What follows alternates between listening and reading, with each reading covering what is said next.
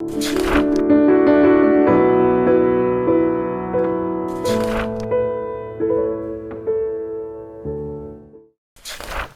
my name is Huw Davies, and this is my book Scrambled.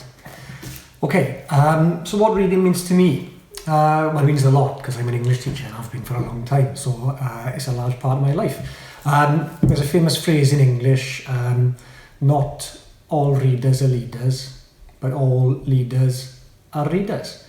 Now, obviously there's an exception to that. Donald Trump, he doesn't read anything, and I mean, look at the state on him. So I rest my case.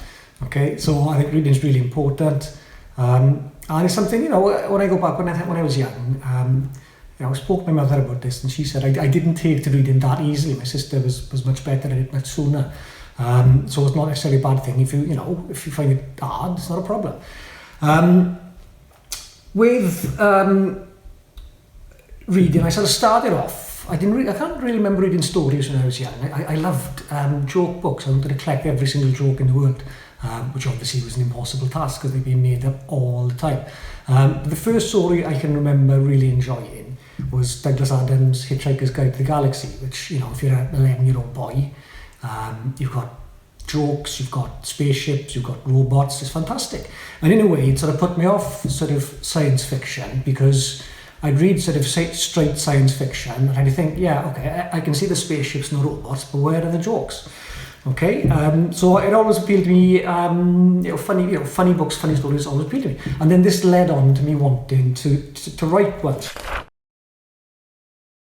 The spur for me to write this was I was working in the beautiful town of Maent, and I was doing a reading session. And I could see there was one boy who wasn't engaged. So I said, why aren't you reading? And he said, I hate books. I said, why do you hate books? And he said, because they're all full of like horses and kissing. So I thought, well, it's not books that you hate, you were just reading the wrong books, okay? So, what do you like doing? I like going up a mountain on my motorbike. So I thought, that's what we need to find. We'll find a book about a boy going up the mountain on his motorbike, and I couldn't find one. So I thought, I'll write one. Okay, so that's what I did. When you write a book, there's an awful lot of it that comes from your life, I like to think. And in terms of my favourite characters, there's a character called Mr. Leighton, and my father's called Leighton. And I can remember years ago, we were sitting in my parents' house in Ystafell, and we were talking about something, and I went quiet, and my father, out of nowhere, just said, China's got to change. And that's the line that actually made it into the book, because it was so funny. And at the time, he was going through a phase where you could see young men on their scramblers on the mountain, and he was phoning the police and getting really upset about it, and nothing was happening. And I thought, well, it'd be interesting to see, tell a story from their side. My father's seeing these boys on the mountain, it's dangerous, okay? But, it's also very exciting as well. Another character I really like is also based on a real person. It's the headmaster in the book. Now, the headmaster in the book is a bit of a villain, okay, but in real life, he's a lovely man called Owen, and he was my headmaster when I was working in Cymru and Comprehensive. Now, Owen, he's retired now, but he was a great headmaster. He was a brilliant history teacher, and he was a brilliant storyteller. And what he used to do was he'd tell these inspirational stories during assembly. But quite often, they had quite a dark ending, okay? So I thought, well, when I write the headmaster in this book, I'll take this to extremes, and I'll have these motivational stories where pretty much everyone dies in the end, okay? So in terms of characters from the book, I think the one I probably enjoyed writing most of all was the headmaster. Okay, so this is the headmaster from the start of the book.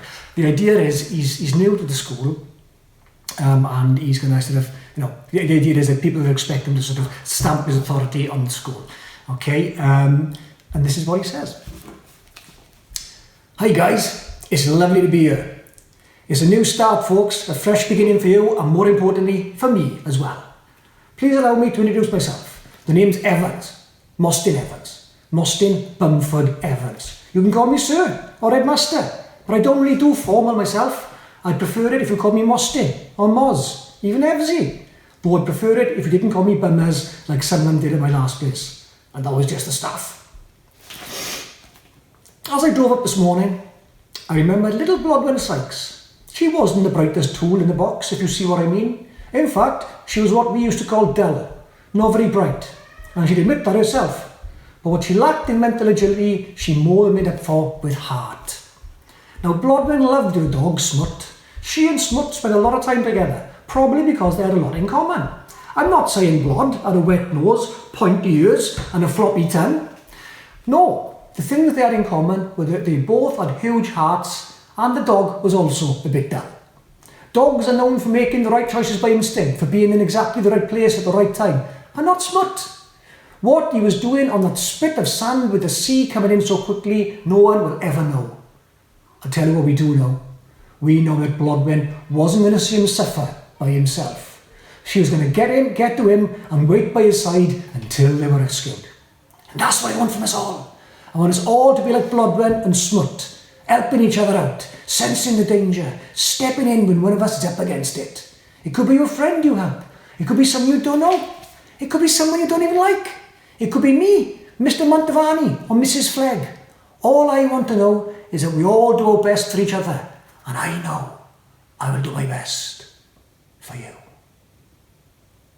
I know what you're wondering. Oh yes, what became of Blodwen and Smut? How did they get out of that? Well, to cut the long story short, they didn't. The emergency services couldn't get close to them, and they died. But the important thing is they died together, which I'm sure you'll agree is a much better thing than dying alone, especially in such horrific circumstances. The long, drawn-out, agonising process of drowning in the open sea. Thank you. Now, let's lead out from the back with the older students. Okay, so that was the Headmaster. Okay, my challenge for you is to write the worst inspirational speech in assembly that you can imagine. It sort of helps if everyone dies at the end, okay, but it's entirely up to you what happens. Okay, diolch am wrando, thanks for listening, okay, thanks very much, diolch.